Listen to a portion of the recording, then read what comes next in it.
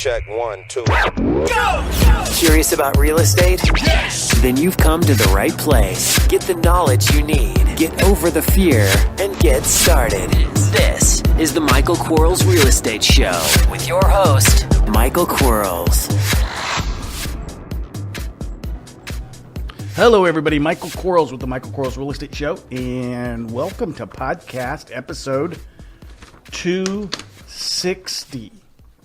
This is exciting. That means I have 260, 20, that's 280, 92, 372 podcasts. That's cool. Today we have 5 questions sent in by real estate investors. And remember, if you have a question, send it to support@michaelquarles.com. Here we go. First question. I am finally at the level of hiring out people to place flyers on doors. What is the best way to track what they are actually doing? There's some services out there. You can put on smart app, phone kind of thing. So there's some applications out there. The reality is it's all about your checking. I mean, let's face it. If you give them, and I think it was podcast 200 that we did how to do this. But if you gave them an area to canvas today, and it might benefit you to drive by and see if you, in fact, they did it. I mean, if you didn't see things on doors, or at least a few of them scattered, well, they probably didn't do it for you. You got to kind of have to trust the people that you hire. I mean, if you feel like you have to be a police officer for your employee base or your contractor base, you need different employees, different contractors, because your job is not to police them. Your job is to pay them. Their job is to carry out what you've paid them to do. But I think it is prudent to spot check it. Yeah. Heck, give them your neighborhood if your neighborhood qualifies and see if they get one on your door. Yeah, that'd be an easy test there too. You can just do that every time you do little things like every time they hit a street, they take a picture of the sign and text to you. I know you do all kinds of stuff. There's smart apps for all that kind of stuff. Question number 2: how do you control properties via subject to seller financing and then sell them? We have all figured out how to assign them or double close them. By the way, we don't currently have the cash to close on these properties. So how do you control properties via sub to or seller financing and then sell them? Gosh, we go over that in depth in our coaching program. It's only $247 a month. It's pretty cool. I mean, you have 52 classes a week, a CRM system to use, accountability coach, all kinds of stuff inside that program.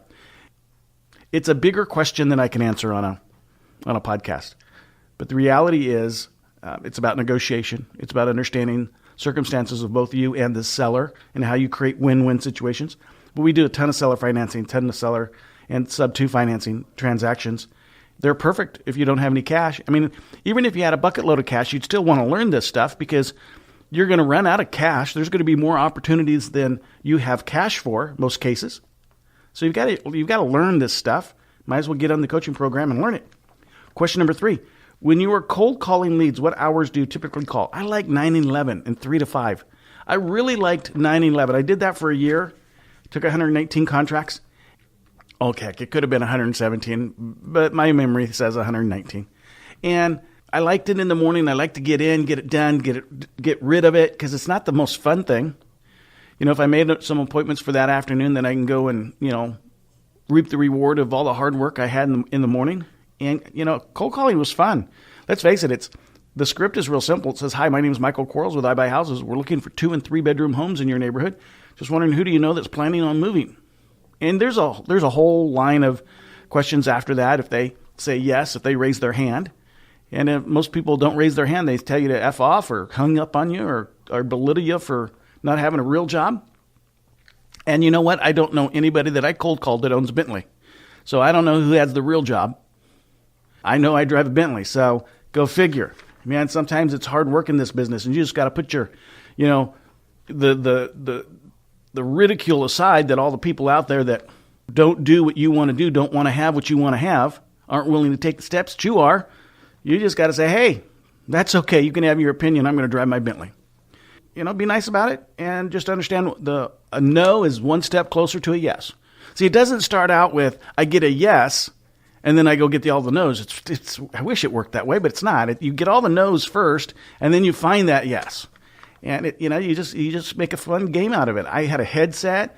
They have them now that they're Bluetooth, so you don't even have to be tethered to your computer or anything else. I had a grapefruit or a large orange in my hand. I'd play catch with myself, walking around.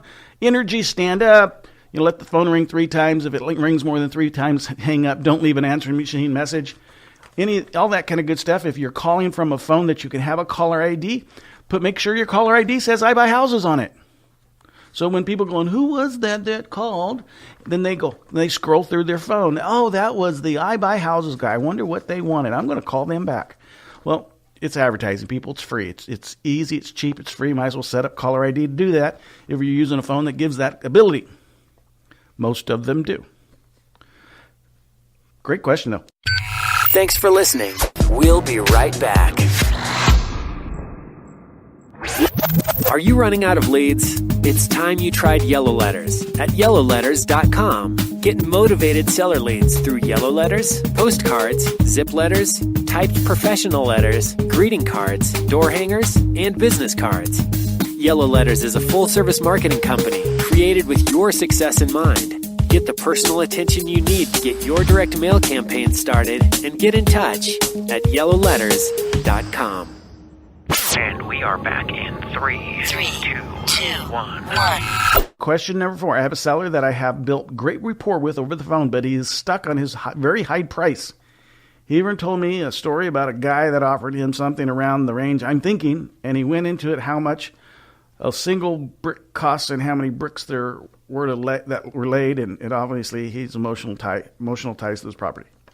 My question is it worth following up with him over a series of months or years? He isn't motivated if he has been sitting on it for 7 years. Or maybe he could become motivated. I'd follow up. That's the reality of it. What does it take? 5 minutes, 10 minutes, 3 minutes? You're going to follow up 15, 30, 60, 90? I don't follow up after 90 days because I don't want to be, interfere with the do not call list. But 4 times over 90 days, if they haven't struck gold and decided to be motivated, then they're probably not going to in the next few days. You are continuing to send him a mail piece, so continue to mail to him. They'll change.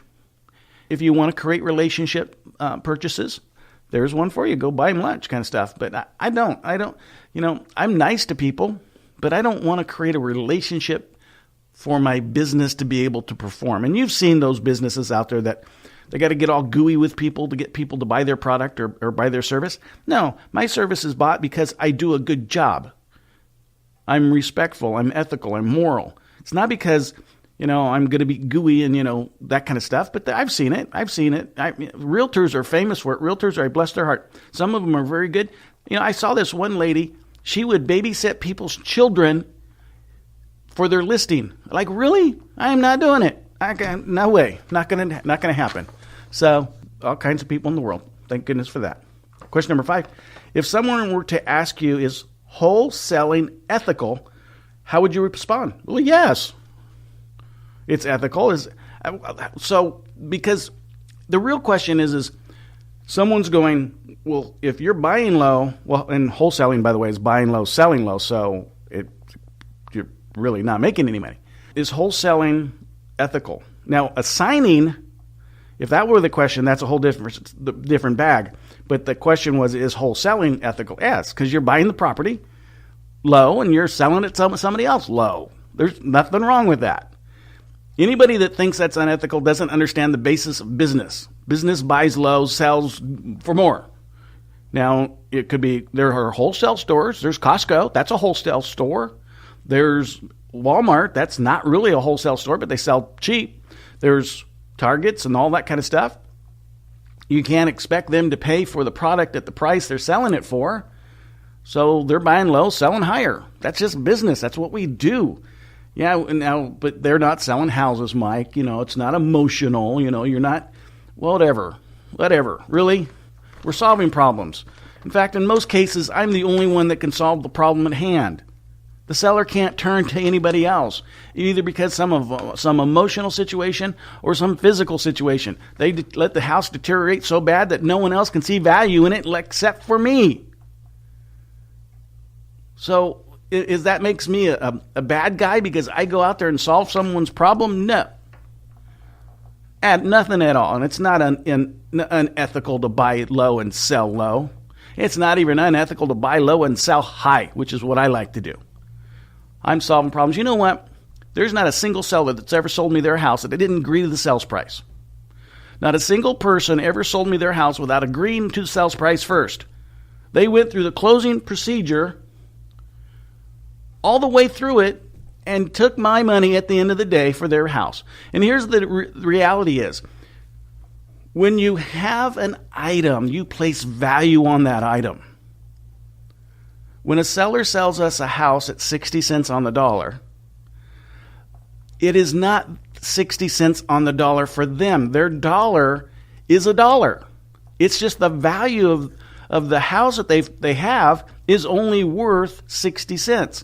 So they would rather sell that property to get their dollar and sell it to me. And that's fine. My dollar is still a dollar. But theirs isn't. It's been reduced.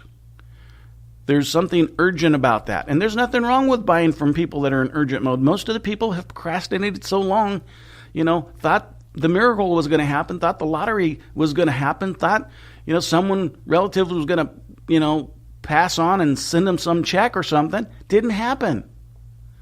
And here, they're stuck with the situation. No one else can help them with it. They can't go out and refinance it. They can't borrow money against it.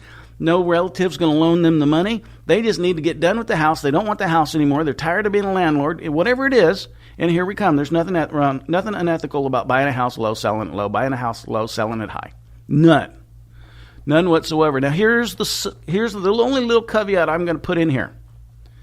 It is unethical if you lock up people's houses, never intending to buy them, but then go out and try to sell the contract, but that wasn't your question.